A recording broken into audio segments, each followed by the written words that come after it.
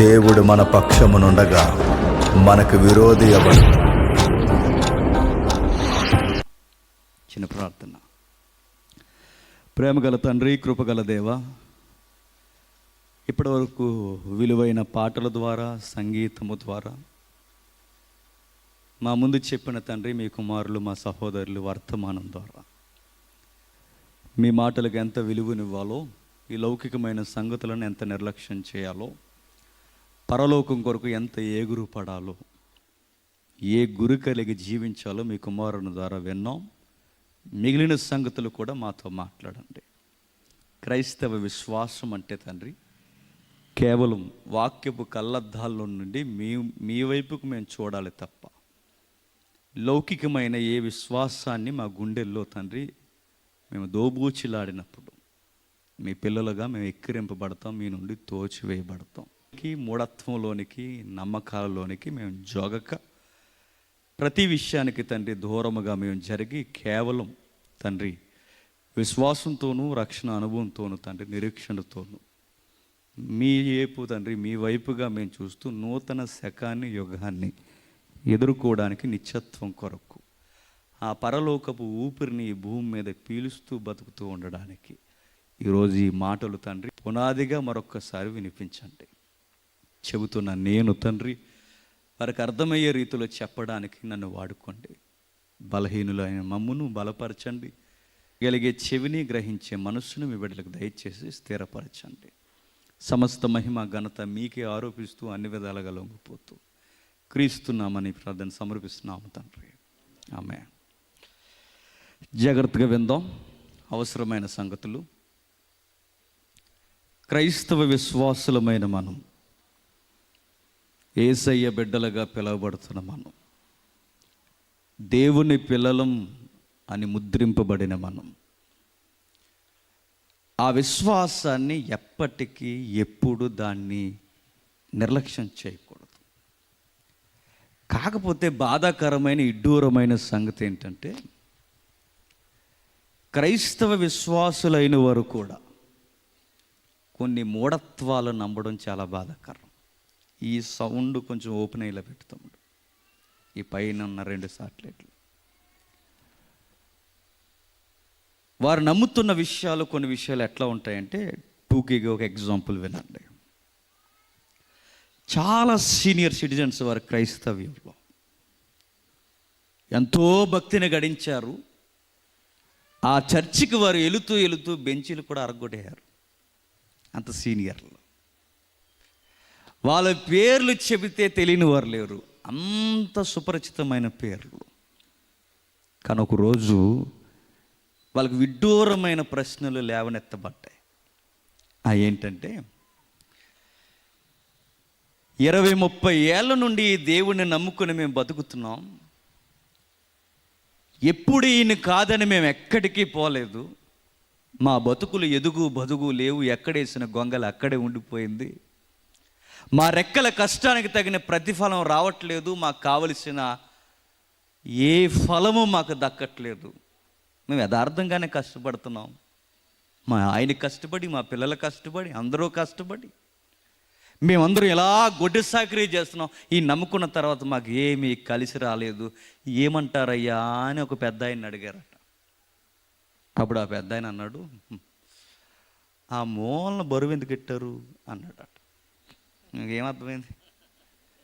మీకేమీ కలిసి రాకపోవడానికి కారణం ఏంటంటే, ఆ ఈశాన్యంలో బరువు ఎక్కువ అయిపోయింది, అందుకే మీకు కలిసి రావట్లేదు అనగాని ఇవిడ అందట, అంతేనంటారా అందట. అంతే మరి అన్నాడట.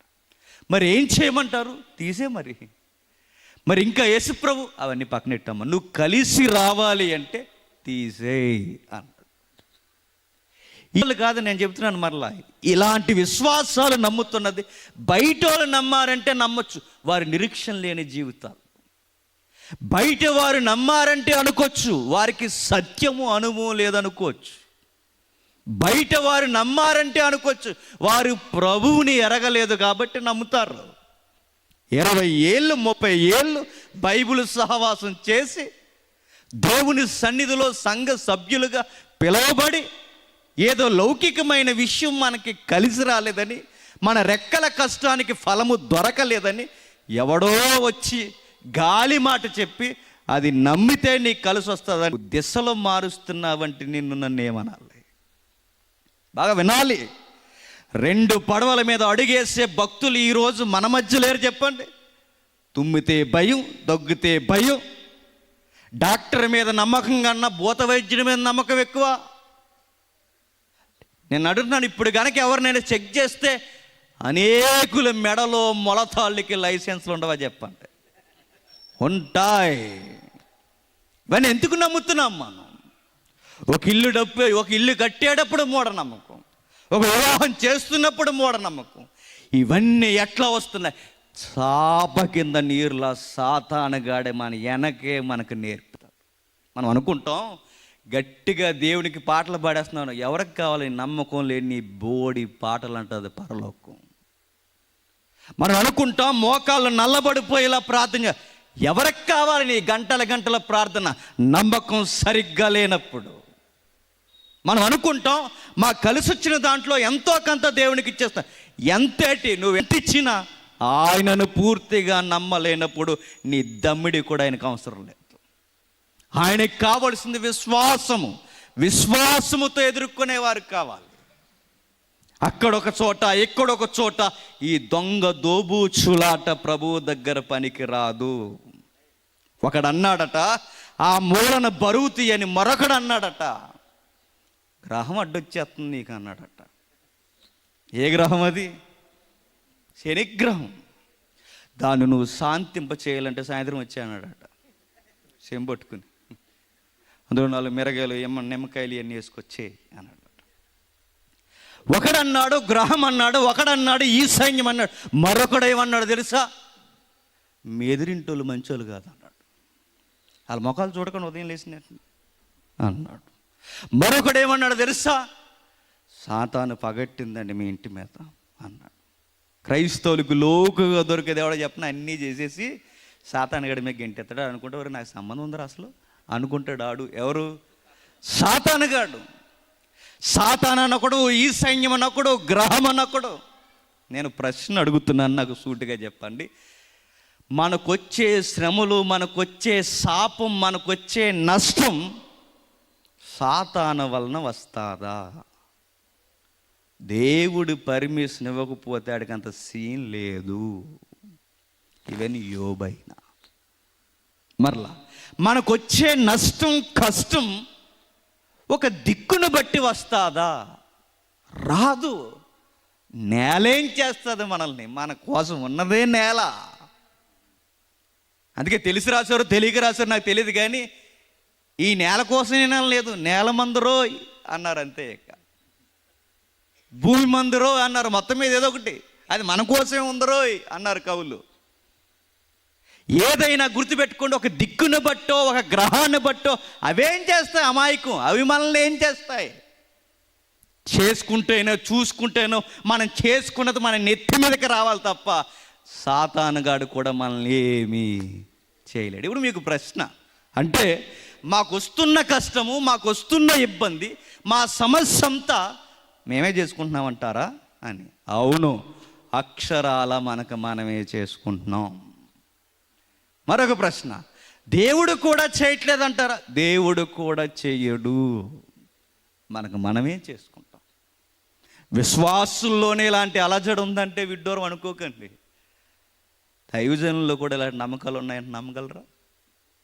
ఒక ఆయన సీరియస్గా చర్చ్ కట్టాలనుకుని ముహూర్తం పెట్టించడానికి బేపనేని దగ్గరికి వెళ్ళాడట.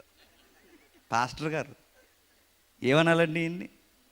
దైవజనులు అలా ఉండి, విశ్వాసులు అలా ఉండి, మంగళవారం మంచిదా, శుక్రవారం మంచిదా, శనివారం మంచిదా, ఏ రోజు పెళ్లి చేయాలి, ఇవన్నీ నమ్ముతున్నారంటే నేను చెప్తున్నాను, నువ్వెంత ప్రార్థన చేసినా ఎందుకు నీకు జవాబులు రావాలి చెప్పు? ఏదో ఉంది మనం చేస్తున్న తప్పటి అడుగులు కాదు, చిన్నపిల్లలం కాదు, మనం తప్పుడు అడుగులు మనం వేస్తున్నాం. చిన్నపిల్లలు వేసేవి తప్పటి అడుగులు, వారికి నడవడం రాదు గనక. ఎదిగిన వాడు తేడా నడుస్తున్నాడు, తప్పటి అడుగులు అంటారండి చెప్పండి. తప్పుడు అడుగులు వాడు. మనం బైబిల్ పట్టుకుని బైబిల్ ప్రకారం కూడా దేవునిగా మనం చూడకపోతే, రెండు నమ్మకాల మధ్య మనం జోగితే దేవుడు ఏదో ఒక రోజు దులిపేస్తాడు, గుర్తెట్టుకోండి. మరో మాట చెప్పనా, మనకు కాస్త విశాల హృదయం ఎక్కువ, అన్ని పండుగలు చేసేస్తాం. మనం చేసేవండి. మా ఊరిలో ప్రార్థన చేసి భోగమంటేశారు, అది తెలుసా? ఇంకేమన్నా చెప్పండి. ఇక ఆ పండుగ చేస్తాం, ఈ పండుగ చేస్తాం, December 25, 31 అన్నీ, ఆ పొంగలు అన్నీ చేసేస్తాం. నేను అడుగుతున్నాను, ఇవన్నీ దేవుడు ఏమననుకోకండి.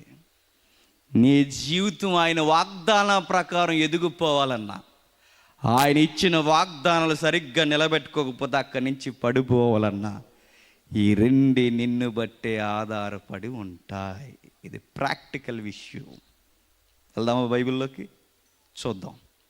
ఆదికాండం మొదటి అధ్యాయం. ఆదికాండం మొదటి అధ్యాయం 28వ వచనం. దేవుడు వారిని ఆశీర్వదించెను, ఎట్లనగా మీరు ఫలించి అభివృద్ధి పొంది విస్తరించి భూమిని నిండించి దానిని లోబర్చుకొనిడి, సముద్రపు చేపలను, ఆకాశ పక్షులను, భూమి మీద ప్రాకు ప్రతి జీవిని ఏలుడని దేవుడు వారితో చెప్పెను. దేవుడు ఇదిగో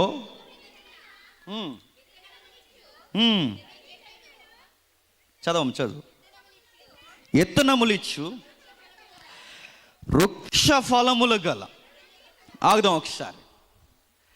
మనకి సండే స్కూల్ నుంచి సుపరిచితమైపోయిన వాక్యాల్లో వాక్యం 1:28. అందులో రాయబడిన సంగతి చూడండి. చాలాసార్లు మనం 31 కూడా చెప్పండి, ఫస్ట్ వాక్యంగా కూడా దీన్ని తీసుకుంటాం. మన డిస్ప్లేల్లో, మన లోపల సింబల్లో, మన గేట్ బయట, మన బెడ్రూమ్లో, మన సిస్టమ్ రూముల దగ్గర ఈ వాక్యాలు మనం అంటించుకుంటాం. ఎందుకు చెప్పినా, ఫలించే వాక్యాలు అనుకుంటాం మనం. అందుకే మనం చూడండి, కలిసి వచ్చే వాక్యాలే మనకి ఇష్టం, ఇచ్చేమనే వాక్యాలు మనకు నచ్చవు మనకి. అందుకే తెలుగులో కూడా టైటిల్ ఎలా ఉంటాయి చెప్పినా, అలా అన్నారట, మీ ఇంటికి వస్తే మాకేమిస్తారు, మా ఇంటికి వస్తే మీరేంది. ఆయనకి ఇచ్చే, ఇంకా వాళ్ళ ఇంటికి వెళ్ళినా వాళ్ళు ఇచ్చేయాలి, మన ఇంటికి వచ్చినా వాళ్ళే ఇచ్చేయాలి. అంటే మనకు కలిసి రావాలి ఎక్కడికి పోయినా. ఈ తత్వం బయటే కాదు, చెప్పండి, దేవుడి దగ్గర కూడా తెస్తాం మనం. ఏదో ఒకటి వచ్చేయాలి అడుగుతున్నాను. ఈయన నమ్ముకున్న తర్వాత ఏమీ రాదన్న నిజం అర్థమైతే ఏం చేస్తాం? ఎక్కడొస్తే అక్కడికి వెళ్ళిపోతాం. దాని అర్థం ఏంటి చెప్పిన, దేవుడిని మార్చేస్తాం. ఈ దేవుడి వలన ఏమీ కలిసి రాదంటే మార్చేస్తాం. మన దేవుడిని కూడా మనం ఎలా చూస్తాం చెప్పిన, రాయితీలు ఇచ్చే దేవుడైతేనే నమ్ముతాం మనం. అయితే మీకు డౌట్ రావచ్చు, ఏంటి అంటే ఆయన ఏమి ఇవ్వడా అని. ఇస్తాడు, కానీ షరతులు వర్తిస్తాయి, అది గుర్తెట్టుకోండి. బాధ్యతలు పనికొస్తాయి, అకౌంటబిలిటీ ఉంటుంది. దాన్ని నిలబెట్టుకున్నప్పుడే ఎదుగుతావు, దాన్ని నిలబెట్టుకోకపోతే ఉన్నవి కూడా దించబడతావు. అది ఈ వచనంలో మనకు అదే కనబడుతుంది. చూడండి, నేను చదువుతాను, మీరు చూడండి. దేవుడు వారిని ఆశీర్వదించెను, ఎట్లనగా మీరు ఫలించి. ప్రశ్న, వారిని అన్నాడు. వారు అంటే అక్కడ ఎవరు? వారిని అన్నాడు అక్కడ. వారు అంటే ఎవరు? మొట్టమొదటి దంపతులు. నేను ఒక ప్రశ్న అడుగుతాను, చెప్పండి. ఈ యూనివర్స్లో మొట్టమొదటిసారి దీవెన పొందిన కుటుంబం ఎవరు చెప్పండి? ఇది పెద్ద జీకే క్వశ్చన్ కదా, అంత సీరియస్గా చూడకండి, మన బైబిలే. మరలా ఈ అనంతమైన విశ్వంలో మొట్టమొదటిసారి దీవెన బ్లెస్సింగ్, దీవెన పొందిన కుటుంబం ఎవరు? ఆదాము కుటుంబం. ప్రశ్న 2. రెండవ ప్రశ్న, ఈ అనంతమైన విశ్వంలో మొట్టమొదటిసారి నాశనమైపోయిన కుటుంబం ఎవరు? చూసారా, సంథింగ్. మొట్టమొదటిసారి దీవెన పొందింది వాళ్ళే, మొట్టమొదటిసారి శాపం పొందింది కూడా వాళ్ళే. నేను అడుగుతున్నాను, దీవెన పొందిన వాళ్ళే శాపం ఎందుకు పొందారు? ఇప్పుడు మరలా అడగాలి, ఆదాముకి శాపం ఎక్కడి నుంచి వచ్చింది? ఏదైనా వనం ఈశాన్యంలో బరువెట్టాడా? ఎక్కడి నుంచి వచ్చింది అడుగుతున్నాను. ఆదాముకి ఏ శనిగ్రహమైన అడ్డొచ్చిందా? శనిగ్రహం పక్కన ఉంది. ఏమడ్డొచ్చిందని అడుగుతున్నా. ఆదాముకి ఈశాన్యం నుంచి, శనిగ్రహం నుంచి, నెక్స్ట్ సాతానుగాడి ఎఫెక్ట్ అన్న తర్వాత ఎక్కడి నుండి వచ్చింది? ఏదో జరిగింది చూడండి. దీవెన వెనకే శాపం పరిగెట్టుకొచ్చింది. అంటే దీవెన వెనకే శాపం వచ్చిందంటే దీవెనలోనే శాపం ఉందా? మీకు డౌట్ రావాలి. ఈసారి దీవెన కోసం అడిగినప్పుడు మీకు భయం వేస్తుంది. ఎముకే చెప్తున్నాను. ఏదంటే మోకాలు వేసిన వెంటనే అడిగేస్తాను దేవుని, ప్రభువా ఇచ్చే ప్రభువా, ఇచ్చే ప్రభువా, ఇచ్చే ప్రభువా. కొంతమంది ఇడ్డూరమైన ప్రార్థనలో ఇక్కడతో ఆపరు. ఆ ఊర్లో మా బంధువులు ఉన్నారు ప్రభువా, అలా పక్క ఊరికి వెళ్ళిన తర్వాత మా ఏప్రాలు కూడా ఉంది, అలా వెళ్ళిన తర్వాత మా కూతురు గారి పాప కూడా ఉంది. కొంతమంది ఫారెనోళ్ళ కోసం, అంటే అక్కడ చెన్నైలో ఉంటారు చూసారా, వాళ్ళ కోసం. అంటే వీళ్ళ ప్రేయర్ ఇక్కడ మండల స్థాయి నుంచి చెప్పండి ఇంటర్నేషనల్ వరకు వెళ్ళిపోద్ది. అన్నీ ఇచ్చేయాలి, అంతే, ఇంక ఇచ్చేయాలి. నేను అడుగుతున్నాను, ఇచ్చే ముందు ఆలోచించండి. ఇస్తాడు ఆయన, ఆయన ఇచ్చే దేవుడే. రాతిని అడిగితే రొట్టెనిస్తాడు ఆయన. మనం అడిగిన దానికన్నా ఎక్కువ ఇస్తాడు ఆయన. ఇచ్చే దేవుడే, ఇస్తాడు. ఆ ఇచ్చిన దాంట్లో కూడా ప్రమాదాలు ఉంటాయి. ఏం ప్రమాదాలు ఉన్నాయి? ఆదామవ్వలకి మొట్టమొదటి దీవెనిచ్చాడట, ఆ దీవెనలో ఏదో జరిగిందట. నేను అడుగుతున్నాను, దీవెనలో శాపం ఉందా? దీవెన తీసుకున్న వారిలో ఏదైనా తేడా వస్తే అదే శాపం అవుతుందా? దేవుడు శాపం ఇవ్వడు. నేను మరలా చెప్తున్నాను, దేవుడు నాశనాన్ని ఇవ్వడు. అందరూ బాగుండాలి, అంతటా బాగుండాలి, అందరూ మారు మనసు పొందాలి, అందరూ ఫలభరితంగా ఉండాలి, ఈ భూమిని నిండించాలనే కోరుకుంటాడు. ఆయన మంచి దేవుడు. ఆయన మంచి వారికి చెడ్డవారికి కూడా ఒకేలా ఫలములు దయచేస్తాడు. కానీ పొందుకున్న మనమే కుదురుండం. ఆదామ వాళ్ళు చూడండి, దేవుడు వారిని ఆశీర్వదించిన ఎట్లనగా, మీరు ఫలించి, మీరు ఫలించి, మీరు మీరు మీరు అంటే మన ఫ్యామిలీ సౌండ్లోకి తీసుకొద్దాం, కుటుంబ వ్యవస్థలోనికి తీసుకొద్దాం. మీరు అంటే అక్కడ ఎవరు? భార్య భర్త. మొట్టమొదటి భార్య భర్తలకి దేవుడు దీవెనిచ్చాడట. దీవెనిస్తే ఏమైంది? దేవుడు దీవెనలో ఏం పెడతాడంటే బాధ్యతలు పెడతాడు. ఈ మాట మర్చిపోకూడదు. ఏం పెడతాడు? బాధ్యత. దేవుడు ఏదైనా ఒకటి నీకు నాకు ఇచ్చాడు అంటే మన భుజాల మీద బాధ్యత పెట్టాడు అని. ఇప్పుడు ప్రశ్న, ఏం బాధ్యతలు ఇచ్చాడు వాళ్ళకి? దేవుడు వారిని ఆశీర్వదించును. ఆశీర్వాదానికి పర్యాయపదం దీవెన. దేవుడు వారిని దీవించను. దీవించిన దానిలో వాళ్ళిద్దరికి, వాళ్ళంటే భార్య భర్త, వాళ్ళిద్దరికీ దీవెనిచ్చాడట. ఆ దీవెనలో ఏం బాధ్యతలు ఉన్నాయంటే ఇద్దరికి చెరొక బాధ్యత ఒకే దీవెనలో ఉందట. ఏం బాధ్యతలు ఉన్నాయి? మీరు ఫలించి, అభివృద్ధి పొంది, విస్తరించి, భూమిని నిండించి దాన్ని లోపరుచుకోండి. మరలా ఫలించి, అభివృద్ధి పొంది, విస్తరించి, భూమిని నిండించి. అడుగుతున్నాను, ఫలించి, అభివృద్ధి పొంది, విస్తరించి, భూమిని నిండించి అంటే ఏంటి? అదో రకం అనకూడదు. మనతో వచ్చిన గొడవ చెప్పినా తెలియపోతే తెలియదాం మనం. నేనదే అనుకుంటున్నాను అంటాం మనం. తెలివైన వాళ్ళు మనం. ఎస్ అంటాం మనం. తెలియదాం మనం.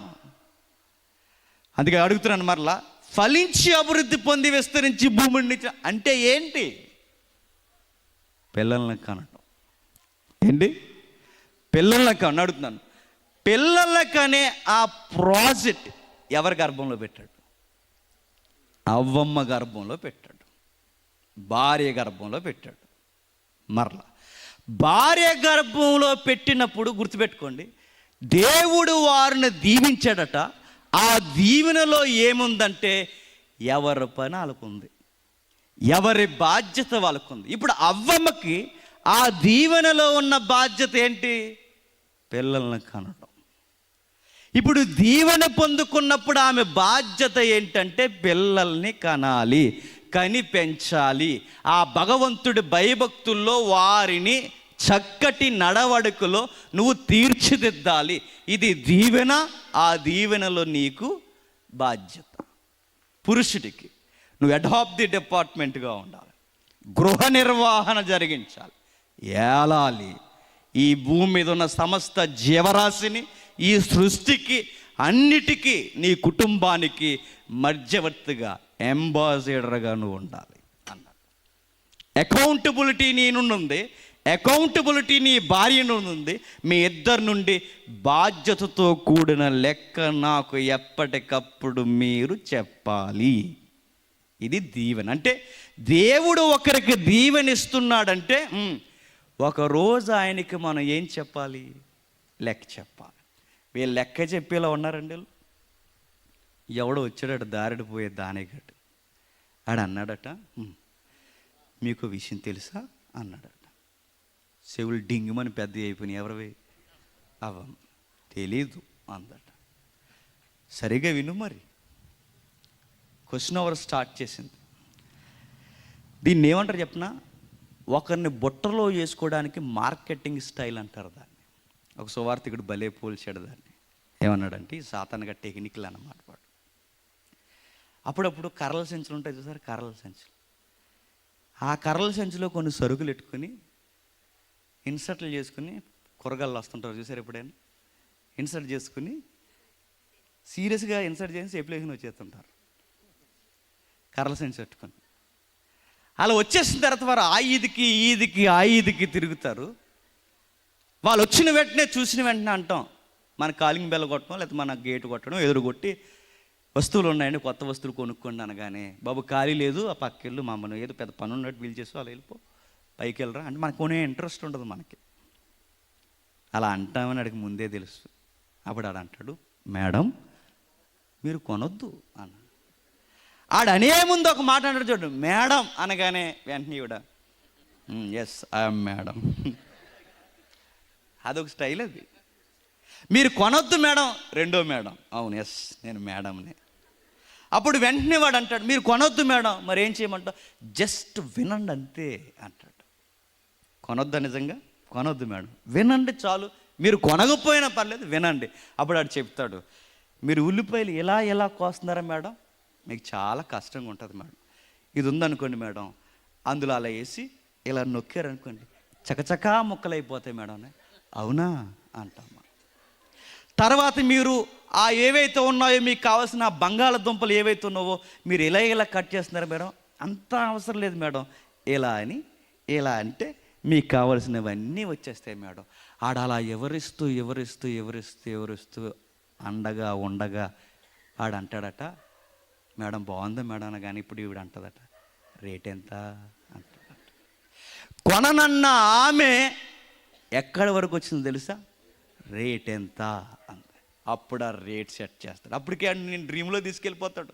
నువ్వు ఇలా కట్ చేసేటప్పుడు నువ్వు ఎలాగేసా అనుకుంటావు. నువ్వు ఈ డ్రీమ్లోకి ఎప్పుడైతే వెళ్ళిపోయావు, ఆడ మార్కెటింగ్ స్టైల్లో పడేసి వద్దన్న నిన్ను తెలివి కొనిపిస్తాడు. దీన్ని మార్కెటింగ్ స్టైల్ అంటారు. ఇలాంటి ఆటికి అన్నిటికీ హెడ్ మాస్టర్ ఆడు. ఎవడు చెప్పండి? సాతానుగాడు. వాడు కుయిత్తి ఎదుటి వారిని బుట్టలో వేసుకోవడం, ఇష్టం లేకపోయినా ఏదోలా బుట్టలు వేసుకోవడంలో వాడి పెట్టింది పేరు.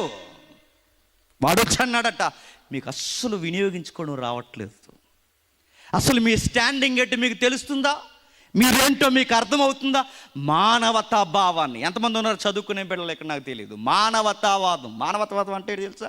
దేవుడు లేడు, ఎవరో లేడు, నిన్ను నువ్వే నమ్ముకో, నీ కష్టాన్ని నమ్ముకో, నిన్ను నువ్వే చూడు, నీ టార్గెట్ నువ్వే చూడాలి, అంటే ఇక నువ్వే గాల్లో దీపం ఎట్టుకో. ఈ పదాలన్నీ దేనికో చెప్పిన మానవతావాదం అంటారు. ఎవరి మీద ఆధారపడకు, నీ మీద నువ్వే ఆధారపడు, ఇవే నీ దేవుడని కూడా ముక్కు మూసుకుని నమ్మకు. అది ఎంతవరకు స్టేట్మెంట్ అడుగుతున్నాను. అది మనుషుల వరకు అయితే ఓకే స్టేట్మెంట్. ఆ స్టేట్మెంట్ని ఎక్కడి వరకు వాడు తీసుకెళ్తాడంటే దేవుణ్ణి కూడా నమ్మొద్దు. సాతానుగాడు ఇచ్చిన మొట్టమొదటి థియలాజికల్ ఫిలాసఫీ, వాడి ఫిలాసఫీ ఏంటో తెలుసా? వాడు చెబుతున్నది ఒకే ఒక్కటి, ఇదిగో ఆయన మీద మీరు ఆధారపడకండి అన్నాడు. మిమ్ముని మీరు నమ్ముకోండి, మీ శ్రమ శక్తిని మీరు నమ్ముకోండి, మీ మీద మీరు ఆధారపడండి, మీ మీద మీరే ఆధారపడి మీ రెక్కల కష్టాన్ని నమ్ముకోండి. ఆయనకి ఎందుకు మీరు అకౌంటబిలిటీ ఉండాలి. దేవుడు ఏ దీవెనైతే ఇచ్చి మీరు నాకు లెక్క చెప్పాలన్నాడో వాడొచ్చేమన్నాడు తెలుసా, ఆయనకి మీరు ఏ లెక్క చెప్పక్కరొద్దు అన్నాడు. ఆయన వచ్చి ఏదైతే ఉండాలని కోరాడో వీడొచ్చి అన్నాడు. అసలు ఆయనతో మీకు పోలికేంటి, మీరే దేవుళ్ళు అన్నాడు. అప్పుడు అనగానే డింగుమని కళ్ళు జ్ఞానోదయంలో వచ్చేసినట్టు. ఎవరికి చెప్పండి? అవ్వకి, ఆదాముకి.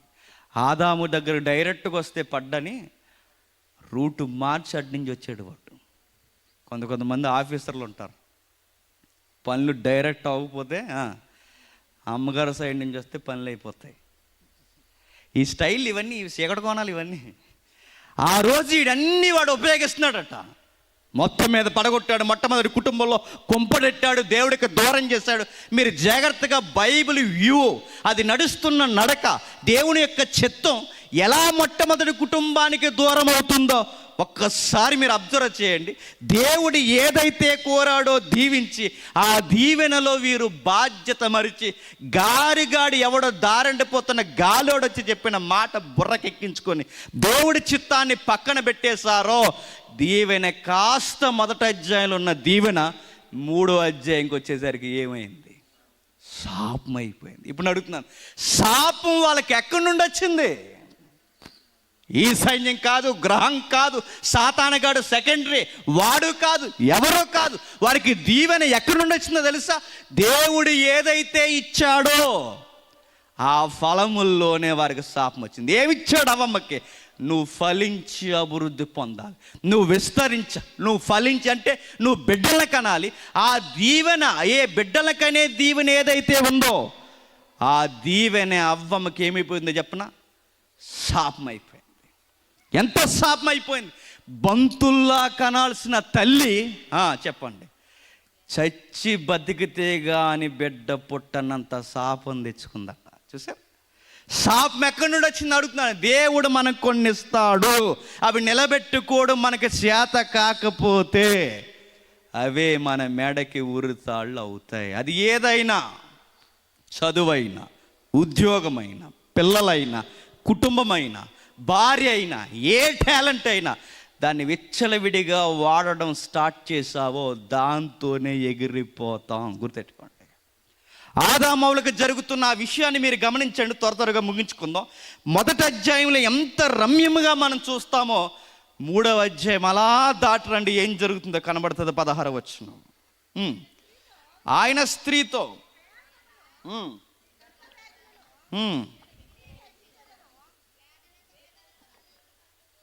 చదవండి. వేదనతో పిల్లల్ని కందువు, నీ భర్త ఎడల నీకు వాంఛ కలుగును, అతడు నిన్ను ఏలునని చెప్పెను. ఆయన ఆదాముతో రాయబడుతున్న అక్కడ మాటలు మీరు గమనించండి, నేను చదువుతాను, మీరు చూడండి. మొదటి అధ్యాయంలో ఫలించి అభివృద్ధి పొంది విస్తరించమన్న మొట్టమొదటి గృహిణి, మన స్టైల్లో చెప్పాలంటే ఒక ఇంటి ఇల్లాలు. ఆ ఇంటి గృహిణికి జరుగుతున్న మొట్టమొదటి ఘోరకలు చూడండి. ఫలించి అభివృద్ధి చెందమన్న ఆ కుటుంబాన్ని 16వ వచనంకి వచ్చేసరికి నీకు ప్రయాస స్టార్ట్ అవుద్ది అన్నాడు, నీకు వేదన స్టార్ట్ అవుద్ది అన్నాడు, నీకు వాంఛ కలుగుతుంది అన్నాడు. మీ ఆయన ఏలుకవుతాడు, ఆయనకు నువ్వు బానిస అవుతావు. చూసారా? అందమైన తన కుటుంబం ఒక్కసారే చూడండి మాడిపోయిన బంజరు భూములు అయిపోయిందట. చూసారా? దేవుడు ఇస్తాడండి మనకి. ఆ ఇచ్చినవి మనం నిలబెట్టుకోవడం, ఆ జవాబుదారీతనం మనం మర్చిపోయామో, మనకు నచ్చింది చేసి ఇది నా ఇష్టం అని కానీ ముందుకు వెళ్ళామో, మన పచ్చని భూమి లాంటి జీవితం చెప్పండి, గడ్డి భూమి కాలిపోతే ఎలా బంజరు భూమి అయిపోద్ది అలా అయిపోతాం మనం. అవ్వమ్మ జీవితంలోకి వచ్చింది ఏంటి చెప్పనా? ప్రయాస, వేదన, వాంఛ, బానిసత్వం. మొట్టమొదటి పదం ప్రయాస అన్నాడు. ఏంటది? ప్రయాస. అడుగుతున్నాను, ప్రయాస అంటే ఎందుకు పడుతుందో తెలియని ప్రయాస. చాలామంది తల్లులు, చెల్లెలు, అక్కలు, పెళ్ళిళ్ళైన వాళ్ళు అందరూ ఉన్నారు. మీరు బాగా వినండి. స్త్రీది కనుక తర్వాత పురుషులకు ఉంది, మీకు ఏం లేదనుకోకండి. తర్వాత వచ్చిన మందే ముందస్తుగా గృహిణి. ఎందుకంటే ఒక కాపురం బాగుండాలంటే ముందు ఎవరు బాగుండాలి చెప్పండి? గృహిణి, ఇంటిల్లాలు కదా. తెలుగులో సామెత కూడా ఉంది కదండి, ఇంటికి దీపం ఇల్లాలు. ఇంటికి దీపం మగాడం లేదు, ఇంటికి దీపం ఇల్లాలు. నేను చాలాసార్లు అంటాను, దీపం ఉండే దగ్గర దీపం ఉందనుకోండి నో ప్రాబ్లం. దీపం సూర్యులోకి వెళ్ళింది అనుకోండి ఏమవుతుంది? తగలడిపోద్ది. అందుకే ముందు first of all counter heading ఎవరికి చెప్పండి? స్త్రీకి. దేవుడు కౌంటర్ చేస్తున్నది కూడా ఎవరినో చూడండి, అక్కడ స్త్రీ. ఆయన అంటున్నాడు నీ ప్రయాస్ అన్నాడు. ప్రయాస్ అంటే స్టిల్ నౌ, ఎప్పటికీ. ఒక సగటు గృహిణి ఎందుకు ప్రయాస పడుతుందో తన దగ్గర సరి అయిన ఆన్సర్ లేదు. దేవుడు లేకపోతే ఆమె జీవితంలో దేవుడు లేకపోతే ఎందుకు పడుతుందో తెలీదు. ఎట్లానే చెప్పనా? జస్ట్ ఉదాహరణ వినండి. స్త్రీ జీవితం 3 తఫాలు: కూతురు, కోడలు, అత్తగారు. అయిపోయింది. ఇక కలెక్టర్ని అనుకో, నువ్వు కలెక్టర్ అయినా కోడలు అవ్వాలి. ఇంజనీర్ని అనుకో, నువ్వు ఇంజనీర్ అయినా కోడలు అవ్వాలి. నువ్వెవరైనా ముఖ్యంగా 3 లైన్స్ ఉంటాయి: కూతురు, కోడలు, అత్తగారు. ఒకరోజు కూతురువి. ఎన్నేళ్ళు కూతురువి? బాగా చదువుకుంటే ఒక 22 సంవత్సరాలు కూతురువి. ఇంకా గారాభంగా చదివిస్తే ఒక 25 ఏళ్ళు కూతురువి. ఆ తర్వాత అంటే ఇంకా తర్వాత చదివించరు, ఎందుకంటే ముదిరిపోతే ఎవడో చేసుకోడు. అందుకే ఇదిలా పెళ్లి చేసి చదువుకో అమ్మ అంటారు. 25 ఏళ్ళ వరకు కూతురువి 25 ఏళ్ళ వరకు. అప్పటి వరకు లైఫ్ ఎలా ఉంటుంది చెప్పండి? చాలా జాయ్ఫుల్గా ఉంటుంది. ఒకప్పుడు ఎంత చదివినా, ఎంత గ్రూప్ 1 ప్రిపేర్ అవుతున్నా కానీ తల్లులు ఏదో ఒకటి నేర్పించేవారు ఆడపిల్లలకి. ఇప్పుడు ఏమి నేర్పించట్లేదు. ఎందుకు చెప్పనా? మమ్మీలందరూ సొంతూరు మమ్మీలా ఫీల్ అవుతున్నారట. వీళ్ళందరూ అనుకుంటున్నారట పెద్ద హీరోయిన్లు అనుకుంటున్నారట. ఎవరు? ట్రెండ్. అందరు కాదులేండి, మంచి వాళ్ళు, ట్రెడిషనల్గా ఉండేవాళ్ళు కూడా ఉన్నారులేండి, మంచిగా పనిచేసేవాళ్ళు. కూతురుకు ఉన్నప్పుడు మీరు చూడండి, కూతురి జీవితం ఎట్లా ఉంటుంది చెప్పనా? ఇప్పుడు ఏమి నేర్చుకోవట్లేదు. కారణం ఏంటంటే ఇప్పుడు అంతా సోషల్ మీడియా కల్చర్ నడుస్తుంది. ఒకప్పుడు ఏమన్నా నేర్చుకునేవారు, అన్నం ఎలా వండాలి, కూర ఎలా వండాలి, అన్నీ ఎలా. ఇప్పుడు అవసరం లేదు. ఇప్పుడు చెప్పండి, యూట్యూబ్ చెల్లి, గూగుల్ తల్లి ఉంది మనకి. హౌ టు గుడ్ కర్రీ అని కొడితే వచ్చేస్తుంది అక్కడ. హౌ టు గుడ్ ఫ్రై అంటే వచ్చేది. ఏదో బట్లర్ ఇంగ్లీష్ ఏదో కూడా వచ్చేది అక్కడ. రాదు. ఏదోలా మనం అంటే ఇప్పుడు అందులో చూసిన తర్వాత ఆ యూట్యూబ్లో ఆవిడ ఎవరు ఉంటుంది మనకు తెలియని ఆవిడ. దాన్ని ఎలా వండాలని కానీ ముందు ఆకు వేయండి, ఆకుల తర్వాత పప్పులు వేయండి, పప్పుల తర్వాత ఏదో వేసిందంటే అర్థం కాని పేరు చెప్తే ఏదో వేసేద్ది ఈవిడ. మొత్తం మీద ఏదో కర్రీ ఉండదు. ఆ కర్రీ పేరు ఏంటంటే యూట్యూబ్ కర్రీ, గూగుల్ కర్రీ, ఏదోలా వండేస్తారు. కానీ ఇప్పుడు ఆడపిల్లలు ఎంత ధైర్యంగా పోతున్నా, ఏ పనులు నేర్చుకోరు. నేను ఒకసారి చెప్పాను, మరలా చెప్తున్నాను. ఒకప్పుడు అమ్మతో పాటు 5:30కు లేచేవారట. ఇప్పుడు 5:30 లేచి అమ్మలు లేరులేండి. 5:30కు లేచి చక్కగా ఏదో ఒక పని చక్కబెట్టేవారట. ఇప్పుడు ఆడపిల్లలు ఎన్నింటికి లేస్తున్నారు చెప్పనా? ఎన్ని గంటలకి? 7 కాదు, అంత లేదు, 8:30, 9కి. 8:30, 9కి లేచి ఏమన్నా వాళ్ళ అమ్మకి సాయం చేస్తారా? ఏం సాయం చేయరు. ఏమంటారు చెప్పనా? అమ్మే బెడ్ కాఫీ అంటారు. అనగానే అప్పుడు వాళ్ళ అమ్మ కంగారుగా, మరి ఇప్పుడు ఐఏఎస్ అవుతుంది కదా, కంగారుగా వెంటనే వేడివేడి కాఫీ తెచ్చి ఇలా ఇస్తుంది. అలా ఇస్తున్నప్పుడు వాళ్ళ అమ్మ స్టైల్గా ఒక తిట్టుకుంటుంది అనమాట. అది ముద్దు తిట్టు అంటారు. అది తిట్టి అని చెప్పినా ఎవడు చేసుకుంటాడు అంటారు. అదో గారాబం తిట్టు. అప్పుడు ఆవిడ పెద్ద హీరోయిన్ తల్లి. చెప్పండి, ఈవిడో హీరోయిన్. ఆ పాసిపోలు వేసుకుని పొల్లు కడగకుండా తాగేస్తుంది. అలా తాగేసిన తర్వాత అదో స్టైల్ తెలుసా? పొల్లు కడుక్కోకుండా బెడ్ కాఫీ అని తాగడం స్టైల్ తెలుసా? అందుకే చాలామందికి సిగరెట్లు కాల్సినట్టు అయిపోతున్నాయి పొల్లు. మీరు చూడండి కావాలంటే, నీటి కడుక్కుని తాగండి. చాలామంది స్టైల్ అనుకుంటున్నారు. పళ్ళు సరైన వాటర్ తాగకపోయినా, సరైన బ్రష్ చేయకుండా ఏది పడితే అది తాగితే గారపళ్ళు అయిపోతాయి. చేసుకున్నాడు భరాయించాలి తర్వాత. ఇకే ఇప్పుడు గుర్తుపెట్టుకోండి, ఎప్పుడైతే ఈ స్టైల్గా తాగేస్తారో తాగేసిన తర్వాత అలాగే ఏదో కాగితానం చేసి అలా వచ్చేసి ఆ తర్వాత రెడీ అయిపోయి నేను కాలేజీకి వెళ్తున్నానంట. ఏదో చిన్న క్యారేజ్ ఏదో కొప్పు పెడుతుంది వాళ్ళ అమ్మ, ఏదో కర్రీ చేసి. మధ్యాహ్నం అయిపోయిన తర్వాత సాయంత్రం 5:30కి సీరియస్గా ఇంటికి వచ్చేస్తుంది. ఇంటికి వచ్చి ఆ బాక్స్ అలా పడేసి, ఎవరైనా వండుతారు అలా కర్రీ అంటారు. ఇవిడికి రాదు, ఎంతకైనా వండుతాం. ఎవరైనా వండుతారు అలాగా? మరి ఏం చేసావు? సగం తిని సగం తెచ్చేసాను అంటుంది. సరేలే, ఎవడు చేసుకుంటాడో అనుకుంటుంది. మొత్తం మీద లైఫ్ అలా గడిచిపోద్ది. ఒక రోజు పెళ్ళి అయిపోద్ది. పోస్ట్ మారింది. ఇప్పుడు వరకు కూతురువి, ఇప్పుడు కోడలు. ఇప్పుడు ఉదయాన్నే ఎన్ని గంటల లేకాలి చెప్పండి. కూతురుగా ఉన్నప్పుడు 8:30, 9 AM నువ్వు లేచినా నేను ఎవరేమనరు. ఎందుకంటే ఆడపిల్ల అంటే అందరికీ ముద్దు కనుక ఇంట్లో నువ్వెంత గారాభంగా అల్లరి చిల్లర పనులు చేసినా ఎవరు ఏమనరు, ముద్దుగానే తిట్టుకుంటారు. ఈ ముద్దు అత్తింటికి వెళితే ఉంటుందా? ముద్దు అనరు. వసే ముద్దు ఇంకా లెగలేదే అని అడగరు. అప్పుడు నువ్వు అలా లేటుగా లేచి అత్తయ్య బెడ్ కాఫీ అంటే ఏమంటుంది? ప్రాక్టికల్గా ఊహించుకోండి. అత్తయ్య బెడ్ కాఫీ అంటే ఏమంటుంది? ఏడేడి కాఫీ తెచ్చి చెప్పండి నెత్తి మీద పెట్టి, ముద్దు మొహం దానా ఎలా పెంచింది మీ అమ్మ అని అడుగుతారు. అనరు. ఇప్పుడు ఏం చేయాలి? నువ్వు అందరికన్నా లేటుగా లేవడం కాదు, ఇక్కడ అందరికన్నా ముందు నువ్వే లేవాలి. నువ్వు అందరికన్నా లేటుగా అక్కడ లేస్తే ఇక్కడ అందరికన్నా ముందు నువ్వు లేవాలి. అందరికీ నువ్వే వండాలి. నువ్వు పళ్ళు కడిగినా కడగకపోయినా వారు పళ్ళు తోమేసరికి నువ్వు టిఫిన్ రెడీ చేయాలి. నువ్వు టిఫిన్ చేసే టైంకి వాళ్ళు లంచ్కి రెడీ అయిపోతారు. ఎవరు? Family members. వాళ్ళు లంచ్ చేసి మరలా వారు పనులన్నీ చేసుకునే టైంకి నువ్వు 3 గంటలకు మధ్యాహ్నం భోజనం తింటావు. ఆ మధ్యాహ్నం భోజనం అయ్యే సమయానికి వారు మరలా స్నాక్స్ తినడానికి ఇంటికి వచ్చేస్తుంటారు. నీ బొడ్డోడు ఎవడైతే ఉన్నాడో ఆ చిన్నోడు ఆడు స్కూల్ నుంచి ఆడు బ్యాగ్ పక్క వేలేసుకుంటూ వచ్చేస్తుంటాడు అమ్మే అని.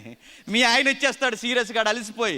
మొత్తం మీద అలా ఎలా వచ్చేసరికి నువ్వు సరిగ్గా తినని టైంలో వారికి వచ్చేసరికి స్నాక్స్ వండి, సాయంత్రం భోజనం వండి అమ్మయ్య అనుకునేసరికి ఈ సర్కిల్ రొటీన్ అవుతూనే ఉంటుంది. మధ్యలో మాట మీరేమనుకోనంటే చెప్పనా, ఈ ప్రయాస ఎప్పుడైనా మారుతుందా? పలానా రోజు నుంచి ఉండవండి అని ఏమన్నా ఉందా?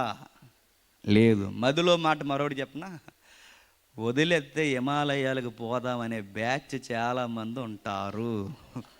ఉండరు చెప్పండి? ఖచ్చితంగా. కానీ వదలలేరు. ఎందుకు చెప్పనా, సమాజం ఏమంటుందో, భర్త ఇవన్నీ అడ్డొస్తాయి ట్రెడిషనల్గా. భర్త, మరో మాట చెప్పనా, కనీనా పిల్లలు. ప్రయాసపడతారు. రొటీన్ సైకిల్లో ప్రయాసపడతారు. మెకానికల్ లైఫ్కి మనం లొంగిపోతాం. చూడండి, ఆ చక్రం అలా తిరుగుతూనే ఉంటుంది. అప్పుడప్పుడు మనం దగ్గరికి వెళ్ళి ఇంత గొడ్డి సాకరీ చేస్తున్నావు, టయానికి తినడం లేదు.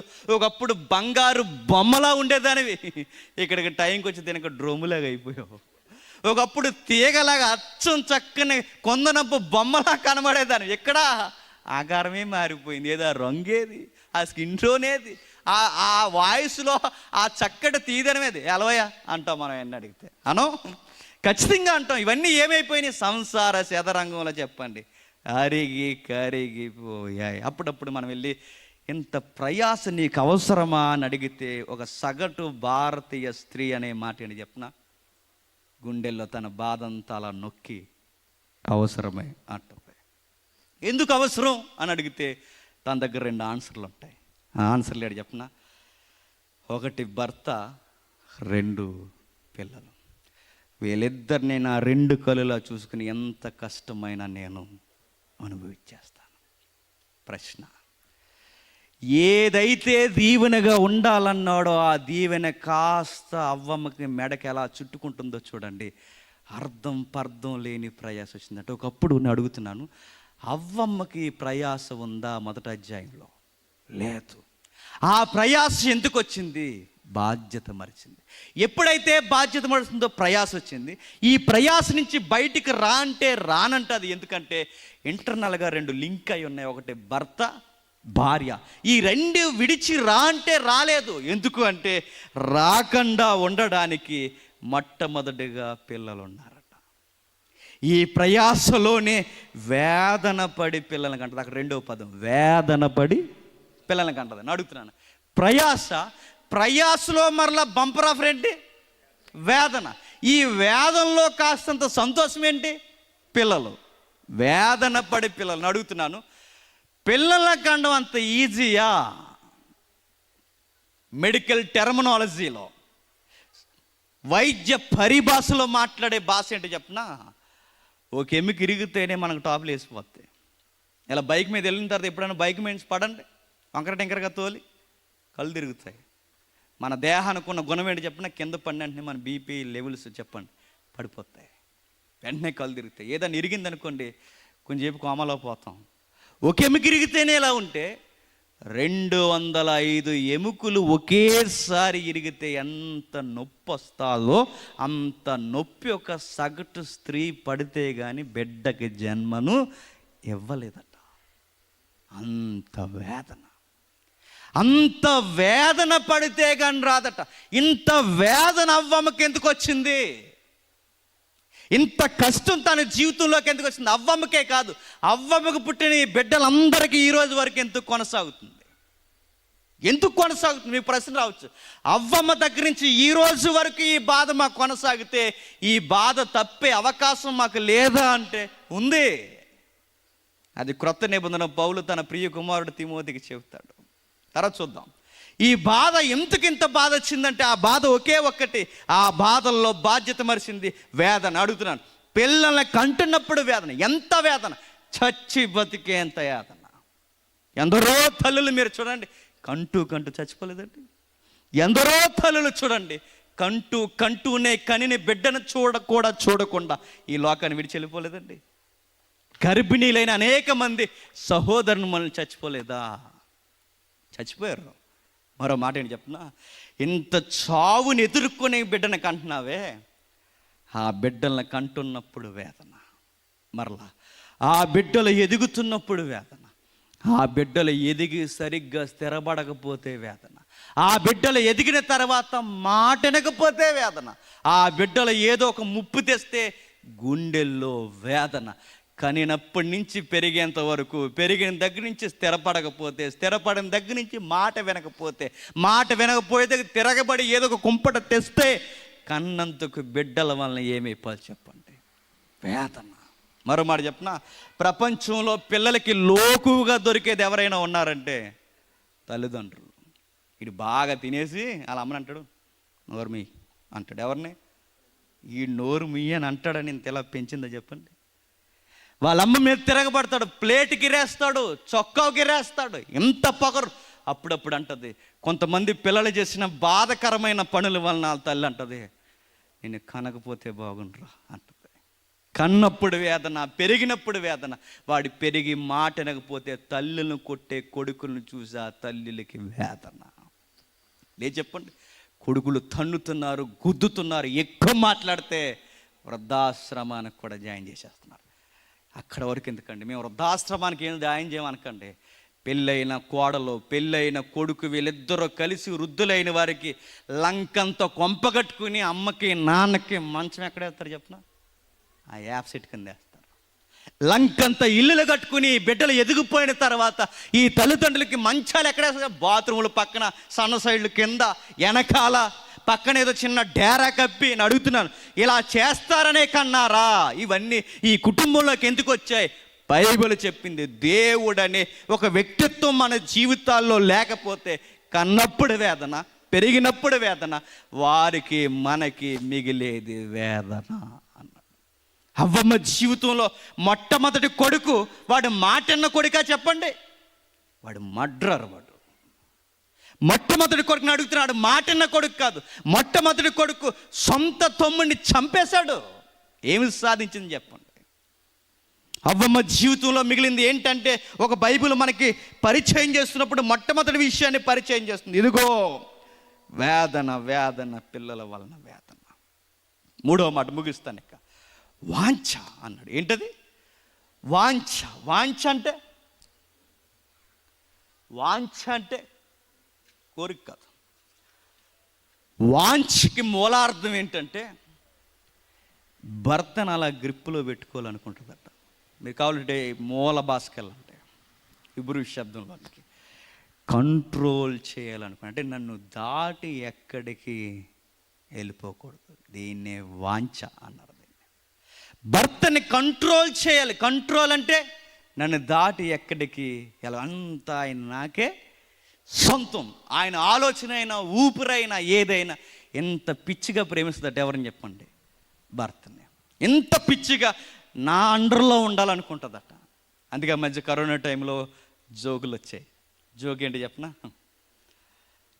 ఓ దగ్గర రాకు అన్నాడట అలా ఆయన. వై అని అడిగిందట. వై కాదు నై అంటున్నాగా రాకు అన్నాడట. అది ఎందుకు అని అడుగుతున్నాను. నాకు పాజిటివ్ వచ్చింది, దగ్గర రాక అన్నాడట.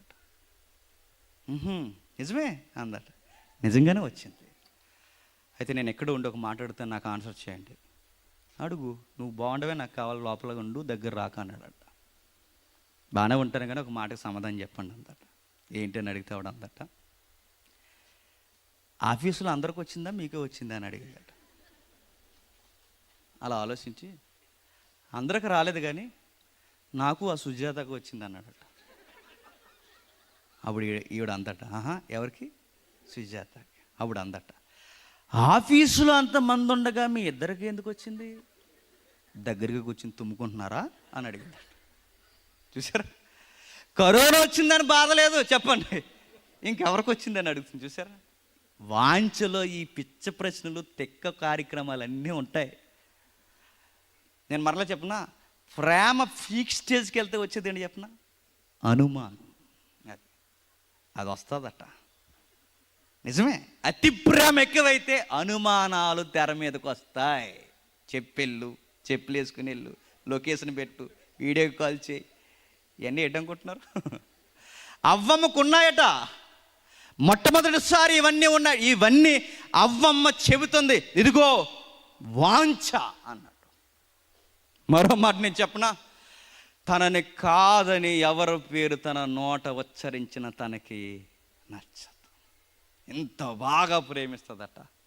నేను ఒక జోక్ చెప్పాను, ఎంతమంది చూశారో మరలా ఒకసారి వినండి, బాగుంటుంది. అప్పుడప్పుడు మాట్లాడితే ఇలా అమ్మగారి ఇంటికి వెళ్ళిపోదాం అనుకుంటారు. ఎవరండి? గృహిణీలు. ఆడపిల్లకి అన్నోళ్ళు ధన్యులండోయ్. ఎందుకో చెప్పినా, వాళ్ళకి పెళ్ళి అయ్యి పిల్లలు కానీ మనవరాలు పుట్టేసిన మాట్లాడితే ఎక్కడికి వెళ్ళిపోతుంటారు తెలుసా? అమ్మింటికి వెళ్ళిపోతా అంటారు. వాళ్ళకి ఎప్పుడు వాళ్ళ అమ్మ నాన్న మీద ఉంటుంది మనసు, కొడుకు ఉండదు. అడిగి పెళ్ళి అయితే సెపరేట్ అంటే. అందుకే ఎవరు ఉండాలి చెప్పనా? కంటే కూతుర్ని కానాలి. కూతురు చూస్తారండి, చచ్చిపోయే వరకు అమ్మ నాన్నలని ఆలోచిస్తారు. ఆడపిల్లగా అన్నందుకు ఏం బాధపడకండి.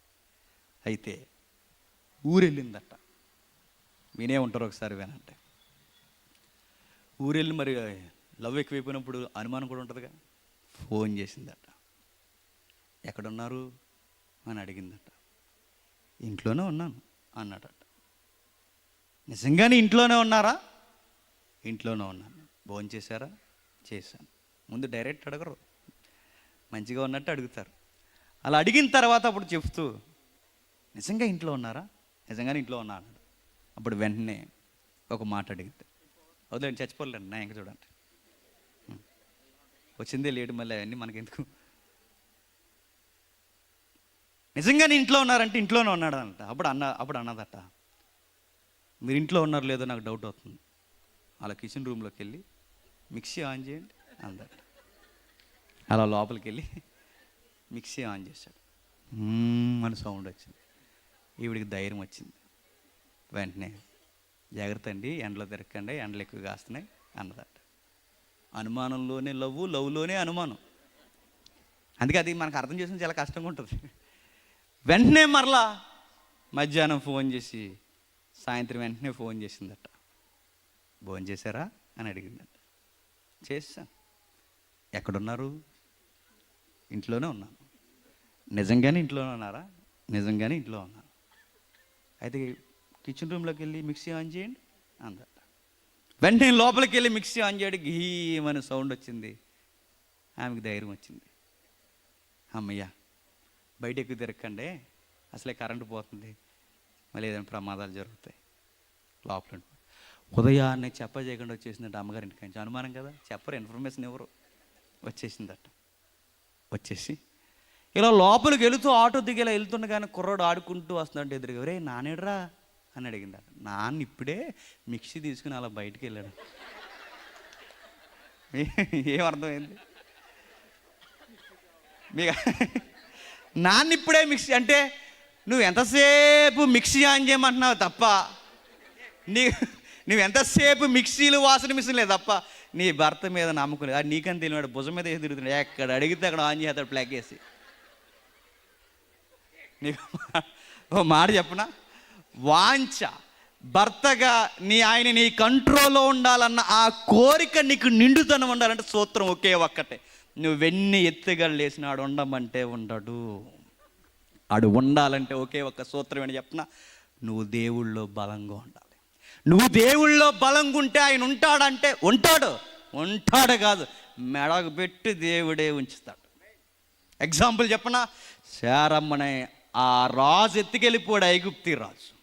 శారమ్మను ఐగుప్తి రాజు ఎత్తుకెళ్ళిపోతే అబ్రహాం ఇక్కడ టెన్షన్ ఏం అవ్వలేదు, మంచిగా తినేసి పడుకున్నాడు. ఎందుకు ఆయనకు అంత టెన్షన్? ఎవడో పరాయోడు తన భార్యను ఎత్తుకెళ్ళిపోతే అబ్రహాం ఎందుకు టెన్షన్ అవట్లా? టెన్షన్ అవ్వడు. ఎందుకో చెప్పనా, నన్ను కాపాడు వాడు ఒకడున్నాడు గనక నా కుటుంబాన్ని కూడా కాపాడుతాడు, నా భార్య మీద ఏక కూడా వాళ్ళదని నమ్మకం గనకే టెన్షనే లేదు. మీ భర్తలు పిచ్చి నడకలు నడకూడదన్నా, మీ భార్యలు ఏ తలంపులు రాకుండా మీకు కావల కాసిన దేవుడు ఉన్నాడని మీరు నమ్మగలిగితే మీ జీవితాల్లోనికి ఏమీ రాదు. వాంచి ఎక్కువైపోయి ఏదోలా అనుకునే ఇలాంటి ఐడియాలజీ అంతా ఉపయోగిస్తే మీకన్నా తెలివైన వాళ్ళు ఎవరు చెప్పండి? మీ పురుషులు. నువ్వు 2 ఎక్కని చదివితే ఆడు 10 ఎక్కని చదివేసి ఉన్నాడు. నీకు 2 రేళ్ళే తెలుసు, ఆడికి 10 పదులు కూడా తెలుసు. ఆడికి అన్నీ చెప్పుకుంటూ తిరుగుతాడు. అందుకే బైబిల్ చెప్తుంది వాంఛ వాంఛ వాంఛ అన్నాడు. ప్రయాస చెప్పండి, వేదన, వాంఛ. తర్వాత అన్నాడు ఏలిక అన్నాడు, భార్యని ఏళ్తాడట. నిజంగా ఏళ్తాడంటే ఏ పురుషుడైనా ఏళ్తాడు. ఎందుకు చెప్పనా, స్టార్టింగ్లో అంటారట నువ్వు లేకపోతే నేను లేను, నువ్వు లేకపోతే నేను లేను, నువ్వు లేకపోతే ఎంగేజ్మెంట్ నుంచి మొదలెడతారట, నువ్వు లేకపోతే నేను లేను, నువ్వు లేకపోతే. నాకు అనిపిస్తుంది ఈ మధ్య నీకోసమే పుట్టాను అనుకుంటాను, నా లైఫ్ మీనింగ్ నాకు అర్థమైపోయింది అంటాడట. పెళ్ళైన కొన్ని సంవత్సరాలు అంటాడట నువ్వు లేకపోతే నేను లేదు కదా, ఇంట్లో నువ్వైనా ఉండాలి, నేనైనా ఉండాలి, తేల్చుకో సాయంత్రానికి అంటాడట. అలా అయిపోద్ది లైఫ్. స్టార్టింగ్లో నువ్వు లేకపోతే నేను లేను, నువ్వు లేకపోతే నేను లేను అన్నాడు. ఇంట్లో నువ్వైనా ఉండాలి, నేనైనా ఉండాలి. ఇంతగా వస్తుంది. ఎంత స్టేజ్కి వస్తుంది చెప్పినా, ఆడెక్కడెక్కడో పిచ్చి పిచ్చి గొడవలన్నీ పెట్టుకుని, ఎక్కడెక్కడో రంకులన్నీ వేసి, ఎక్కడెక్కడో తలవంపులన్నీ తెచ్చుకొని ఇంటికి వచ్చి ఆ టెంపర్ అంతా ఎవరి మీద జీవిస్తాడు చెప్పండి? భార్య. నీ వల్ల జరిగిందంట. ఎవరిని అలా నేనేం చేశాను అంటది. ఎక్కువ మాట్లాడుకు, నువ్వు వచ్చాక ఇలా జరిగిందండి. నేనేం చేశాను, నువ్వు వచ్చాక జరిగింది, ఎక్కువ మాట్లాడు. అప్పుడు అంటది నేనేం చేశాను, నా తప్పేముంది అనగానే మాటకి మాట సమాధానం చెప్తా. ఇంకేం కావాలి నీకు, తప్పు నోరు మొత్తావా అంటాడు. నోరు మిగిపోతే ఏం చేస్తావు? ఏం చేస్తాను, ఏం చేస్తా ఏంటి, పక్కన ఏది ఉందో చూసి నోరు మూయించేస్తాడు. మూయించడం మీరు చూడండి, ఏదో గొడవ, ఆ గొడవ ఇంట్లోకి వచ్చింది, ఆ గొడవ కాస్త ఎముకలు ఇరిగిపోయే పరిస్థితికి వచ్చేసి భర్త ఏం చేస్తాడు చెప్పనా? చెప్పండి, ఆడికి బానిస అనుకుని ఏడతాడట. దేవుడు లేకపోతే జీవితంలో వాడు అడిగే మాట ఏంటి చెప్పనా? గొడవ వచ్చినప్పుడల్లా పోతావా పోతావా పోతావా చెప్పు, పో అంటాడు. వెళ్తాడు, ఎందుకంటే పోవని తెలిసి అడిగి. పోతావా పో అంటాడు. వెళ్ళిపోతావా వెళ్ళిపో, ఎందుకంటే వెళ్ళలేవు, ఎందుకంటే నీ బాండింగ్ ముడిపడి ఉంది, పిల్లలు నేను. ఆడికి ఎంత లోకం అవుతామంటే చెప్పండి, బానిసలా ఒకప్పుడు ప్రేమించిన హృదయమే నువ్వెందుకు చేయవు, అదెందుకు చేయలేదు, ఇదెందుకు చేయలేదు, అదెందుకు చేయలేదు, అదే ఆ పని ఎందుకు, ఈ పని ఎందుకు చేయలేదు, ఎందుకు ఆ డిమాండ్ అంతా ఎందుకు వస్తుంది చెప్పనా? సహకారిని సర్వెంట్లా చూస్తున్నాడు చూడండి. సాటి అయిన సహకారిని పార్ట్నర్ కాస్త ఏమైపోయింది, సర్వెంట్. నేను అడుగుతున్నాను, మొదటి అధ్యాయం నుంచి 3వ అధ్యాయంకి వచ్చేసరికి వీళ్ళ లైఫ్ కకలావికలం అవుతుంది. చూసారా? ప్రేమ అనురాగాలతో అవ్వమ్మను చూసిన వెంటనే ఒక డ్యూట్, ఒక సోలో సాంగ్ డ్యూట్ కలిపి పాడాడు. ఏమని తెలుసా? నా ఎముకల ఎముక, నా మాంసంలో మాంసం, నారీ అన్నాడు. నా నుండి తీయబడిన నారీ. మొట్టమొదటిసారి ఈ కవిత్వం రాసింది ఈ యూనివర్స్లో ఎవరైనా ఉన్నారంటే చెప్పండి, ఆదాము. మొట్టమొదటిసారి బ్యూటిఫుల్ సాంగ్ వినిపించింది ఎవరైనా ఉన్నారంటే ఆదాము. ఆ బ్యూటీ అంతా ఫ్యామిలీలో ఏమైంది, మాడి బొగ్గైపోయింది. ఎందుకు అయిపోయింది? బాధ్యత మరిచారు. ఎప్పుడైతే బాధ్యత మరిచారో సంసార జీవితాల్లో కూడా అందము పోతాది. కొట్టుకుంటారు, తిట్టుకుంటారు, పగెట్టుకుంటారు, ఒకరి మీద ఒకరు నెపాలు మోపుకుంటారు. చివరికి దేవుడిచ్చినవి కూడా మంచిగా అనుభవించేంత మనశ్శాంతి కూడా లేనంత గుండెల్లో బాధ తెచ్చుకునే రోగాలు కూడా తెచ్చి మీద వేసుకుంటారు. మీరు జీవితంలోకి ఏమొచ్చిందో తెలుసా? ప్రయాస వచ్చింది, వేదన వచ్చింది, వాంఛ వచ్చింది. ఒకప్పుడు సాటి అయిన సహకారి ఇప్పుడు బానిస అయిపోయింది. ఒకే ఒక్క బాధ్యత మరితే పరిస్థితి ఇలా ఉంటే మరి మన జీవితాలు చెప్పండి. ఆదాం పరిస్థితి ఏంటో చెప్పనా? ఆయన ఎక్కడ అడుగు పెడితే అక్కడ బంగారం పండినట్టు భూమి పండడానికి రెడీగా ఉండేదట. బంగారం పండే భూమి కాస్త గచ్చపదలు మొండ్ల తుప్పలు మొలుస్తున్నాయట. దేవుడిలో ఉన్నప్పుడు రేపేం తినాలన్న బాధ లేదా ఆదాంకి. దేవుడిలో ఉన్నప్పుడు బ్రేక్ఫాస్ట్ ఏంటి, లంచ్ ఏంటి, డిన్నర్ ఏంటి, అకౌంట్ ఎలా మెయింటైన్ చేయాలి, నేడు రేపు ఈ నెలకు సరిపోయిన రేషన్ ఎక్కడి నుంచి తేవాలన్నా ఆ లెక్కలే లేవు. ఎవరికి చెప్పండి?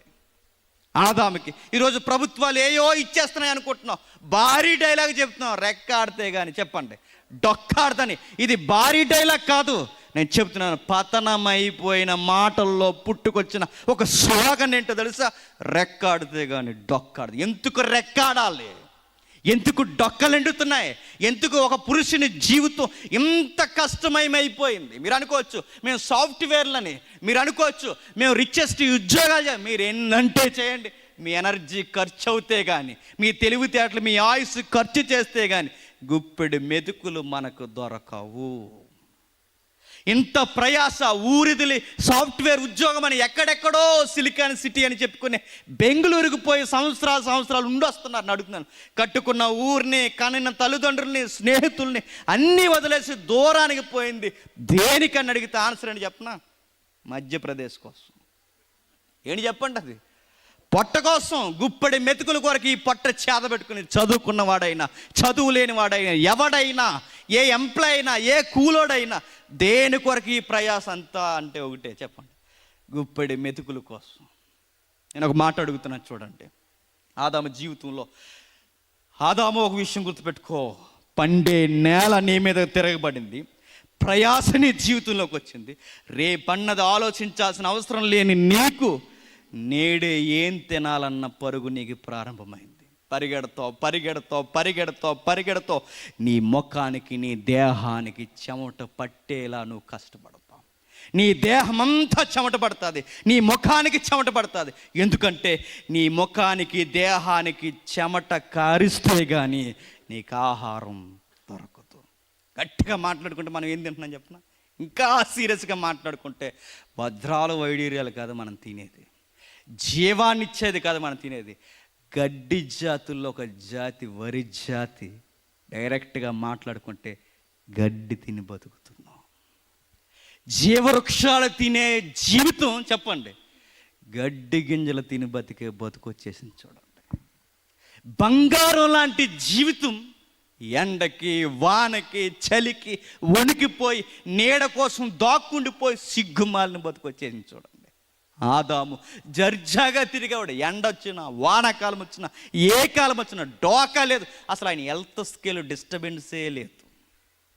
అసలు మెడికల్ చేయించుకోవడానికి, ఆయన ఆయుష్ ముగిసిపోద్దడానికి అసలు ఆధారమే లేదు ఎక్కడ. అలాంటి లైఫ్ ఏమైపోయింది చెప్పనా? గుప్పడి మెతుకుల కొరకు పరిగెడుతున్నాడు. ఎంత పరిగెడతాడంటే దాస్తాడు. ఒక రోజు దాసి తిందామనుకునే టయానికి డాక్టర్ గారు అంటారట, ఏం తినకుండా చచ్చిపోతారంటారట.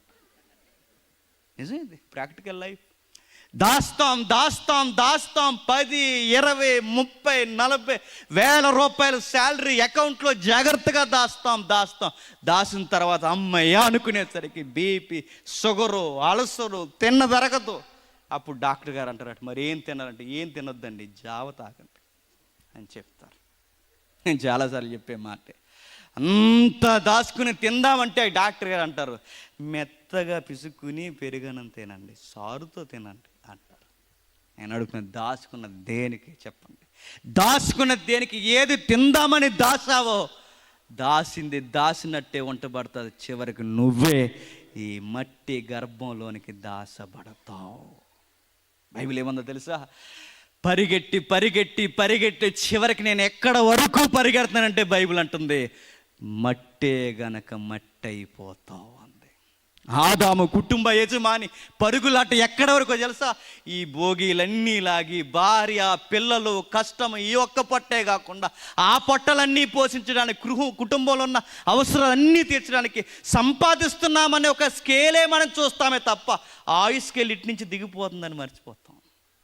పరిగెడతాం ఈ పరిగెడుతున్న టైంలో తల మెరిచిపోతుంటుంది, ఆరోగ్యం పాడవుతుంటుంది, రకరకాల పరిస్థితులు పలకరిస్తుంటాయి. అమ్మయ్య ముక్కుతూ మూలుగుతూ ముక్కు మూసుకుని ఏదోలా దాస్తాం. చివరికి మనం ఏమైపోతామంటే ఇంత పరిగెట్టి సాధించింది ఏంటంటే శ్మశానం. అది మొట్టమొదటి కుటుంబం సాధించింది ఏంటో చెప్పనా? అందంగా బంగారు బొమ్మల్లా బతకాల్సిన కుటుంబం 3వ అధ్యాయంకి వచ్చేసరికి బాధ్యత మర్చిపోతే చెప్పండి ఒక్కసారి వారి జీవితం అతలాకుతలమైపోయిందట. నేను అడుగుతున్నాను, మన జీవితం కూడా అలా అవుతుందంటే బేసిక్గా అవుద్ది. నీకు ఉద్యోగం ఇచ్చాడు అనుకో, ఎవరైనా ఎంప్లాయీస్ ఉంటే బాగా వినండి. నీకు ఉద్యోగం ఇచ్చాడు, ఎందుకు ఇచ్చాడు ఉద్యోగం? ఎవరికి లేని ఉద్యోగం నీకు దేవుడు ఎందుకు ఇచ్చాడు? ఇచ్చాడంటే దాని వెనకాల ఒకే ఒక్కటి, దేవుడు నిన్ను ప్రేమించి నీ భార్య పిల్లలు గుప్పిడి మెతుకులు తింటావని ఇచ్చాడు. ఆ ఉద్యోగాన్ని నువ్వు బాధ్యతగా దేవునికి స్తుతియాగముగా లేకపోతే, ఉద్యోగం వచ్చింది కానీ ఫస్ట్ తారీఖు వచ్చిన వెంటనే బ్రాందీ బాటిల్ పట్టుకుని ఎవరైతే నీ బ్యాచ్మెంట్ ఉంటారో అని పట్టుకెళ్ళి నీ గోదావరి గొట్ల దగ్గర చెట్ల కింద కూర్చొని పార్టీలు పెట్టుకుంటే ఏమవుతావు? తాగి తాగి కిడ్నీలు పోతాయి, తాగి తాగి హెల్త్ పోతాయి, తాగి తాగి వచ్చే ఏదో ఒక దాన్ని గుద్దుతావు. నీ ఉద్యోగం కాస్త నీ మెడకి ఉరుతాడైపోదు. గుర్తెట్టుకో. ఎవడు తెచ్చాడు శాపం అది? నీ ఉద్యోగాన్ని దేవుడిస్తే ఆ ఉద్యోగాన్ని సరిగ్గా ఉపయోగించకపోతే తాగి తందన చస్తావు. నీకు దేవుడు ఒక ఆరోగ్యాన్ని ఇచ్చిన తర్వాత సెంటర్లోకి షికారులు చేస్తూ చీకట్లోకి పోయి సిగరెట్లు గుప్పు గుప్పుమని కాల్స్తే ఏమవుతావు? నీ ఆరోగ్యం ఎగిరిపోదు. గుర్తెట్టుకో. ఆరోగ్యం ఒక వరం అయితే, ఉద్యోగం ఒక వరం అయితే, లైఫ్ పార్ట్నర్ ఇచ్చినప్పుడు తను సరిగ్గా ప్రేమించడం రాకపోతే, తనే దూరం అయిపోతే ఒంటరి అయిపోయి బిక్కు బిక్కుని చేస్తావు. గుర్తెట్టుకో. అన్ని దీవెనలే ఎన్ని వాళ్ళు మనకి. ఉద్యోగం ఇచ్చాడు, ఆరోగ్యం ఇచ్చాడు, పని ఇచ్చాడు, కష్టపడే శక్తినిచ్చాడు, అన్నిటినీ ఇచ్చాడు. ఎన్నిటినిచ్చి దేవుడు మనకు పెట్టినప్పుడు వాటిని కాపాడుకోవడం చేత కాకపోతే శాపం ఈ సైన్యం నుంచి రాదు, శాపం అంగారక గ్రహం నుంచి రాదు, శాపం సాతాన్ నుంచి రాదు. మనకిచ్చిన దాన్ని మనం కాపాడుకోకపోతే మనమే చెప్పండి, మనం చేసుకున్నది నెత్తి మీదకి తెచ్చుకుంటాం.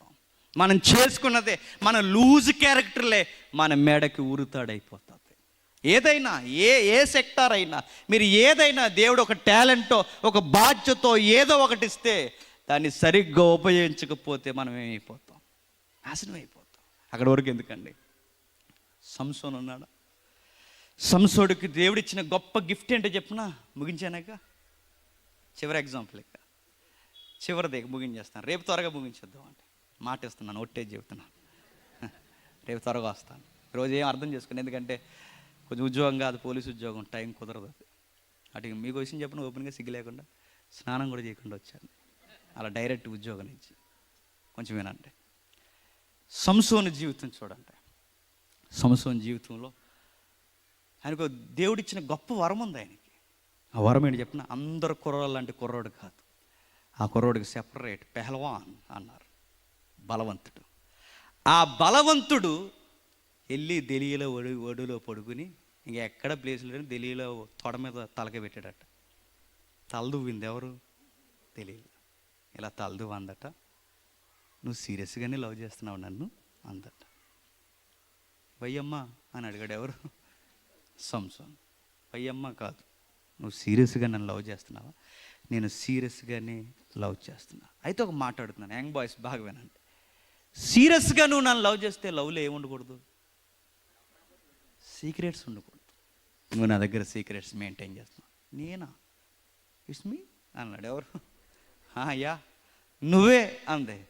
నిజంగానే అవును, నీ ఎనర్జీ ఎందులో ఉందో నాకు నువ్వు చెప్పు. ఓ అదా అన్నాడా? అదే అందే. తెలియాలంటే ఏంటి చెప్పనా? వగలాడి. వాడికి భాషలో ఏంటి? వగలాడి. వగలాడంటే ఏంటని అడగండి. వగలాడంటే అదో రకం. పెద్దమ్మని అడగని చెప్తారు. పెద్దమ్మలు గొడవ అయింది అనుకోండి, ఇంకో పెద్దమ్మలు అవుతున్నారు. పెద్దమ్మలు గొడవ అయింది అనుకోండి, రే ఆమె నోట్లో నూనెట్టుకురా బాబు, ఆవిడ పెద్ద చెప్పండి వగలాడి అంటారు. వగలాడంటే అలా మాట్లాడుతుంది, ఇలా మాట్లాడుతుంది, వారి అని కూడా అడుగుతుంది. వగలాడంటే ఎలాగైనా మాట్లాడుతుంది. వగలాడి దెలీలాకి అర్థం ఏంటి చెప్పిన, వగలాటి తెలుగు అర్థం. వగలాడు అంతట నీ సీక్రెట్ ఎందులో ఉందని, అందులో ఉంది, అందులో ఉంది, అందులో ఉంది, ఇందులో ఉంది, అందులో ఉందని ఎటకారలాడు. ఎవరు? అందులోకి వచ్చారు మొత్తం అందరినీ ఎలా వచ్చాడు అలా పంపించాడు. కొట్టేవారు?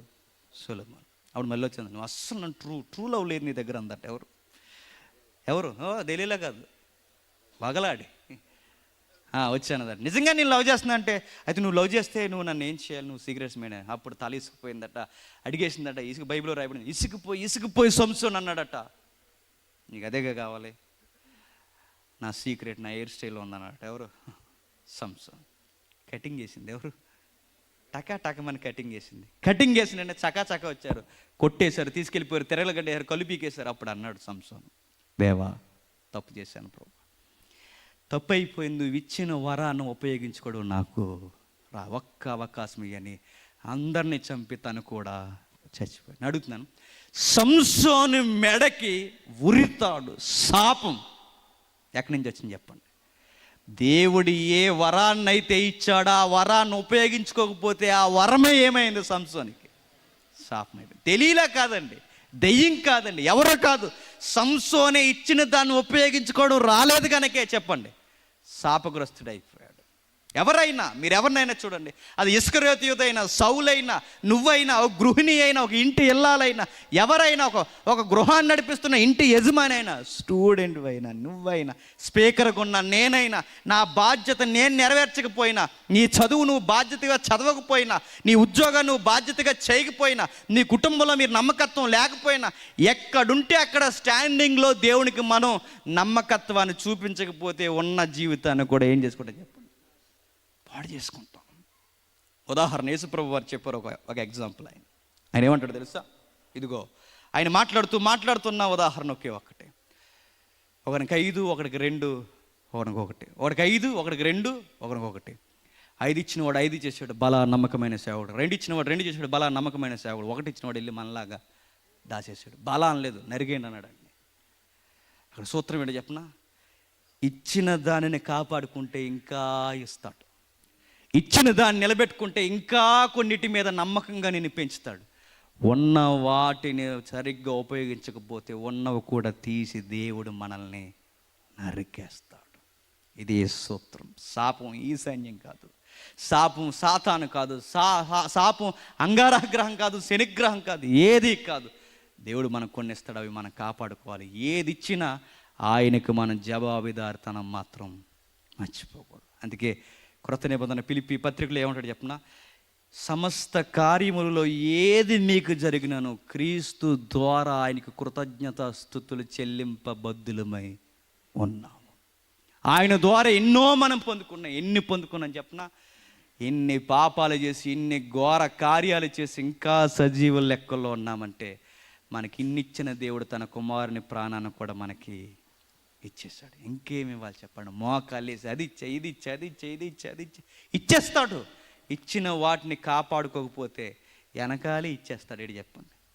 అది పనిష్మెంట్లు కావాలో ఉన్నదాన్ని నిలబెట్టుకుని, దేవా ఎక్కడుంటే అక్కడ చాలయ్యా, అన్నిటికన్నా బాగానే ఉన్నావు, ఇంతకు మించి మాకేం వద్దని ఉన్న దాంట్లో నమ్మకంగా బ్రతికితే, నచ్చితే నువ్వు వద్దన్నా ఇస్తాడు ఆయన.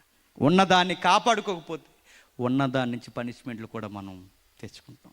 బాధ్యతగా ఉందాం, దీవెనని అడుగుదాం, దీవెనికి తగినట్టుగా మనం జీవించి బలం పొందాం. మిమ్మును మీ కుటుంబాన్ని దేవుడు దీవించి బలపరచునుగాక. ఆమేన్. రేపు ఎక్కువ మాట్లాడుకుందాం, ప్రార్థన చేసుకుందాం. ప్రేమగల తండ్రి, కృపగల దేవ,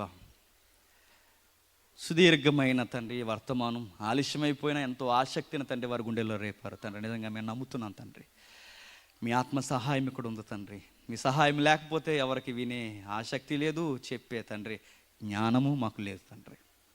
ఈ రెక్కల కష్టాన్ని నమ్మారు, ఈ సమయాన్ని తండ్రి మాకు అప్పగించారు తండ్రి. దాన్ని ఒమ్ము చేయకుండా మీకు అప్పగించామని మేము నమ్ముతున్నాం దేవా. మహిమపరచండి. రేపటి దినాన్ని కూడా తండ్రి మొదటి వర్తమానంలోను రెండో వర్తమానంలో మీ తోడు నీడ అనుగ్రహించండి. ఆలస్యమైన కాలం మమ్మల్ని క్షమించండి. ఎందు నిమిత్తం ఆలస్యమైందో మీకు తెలుసు దేవా.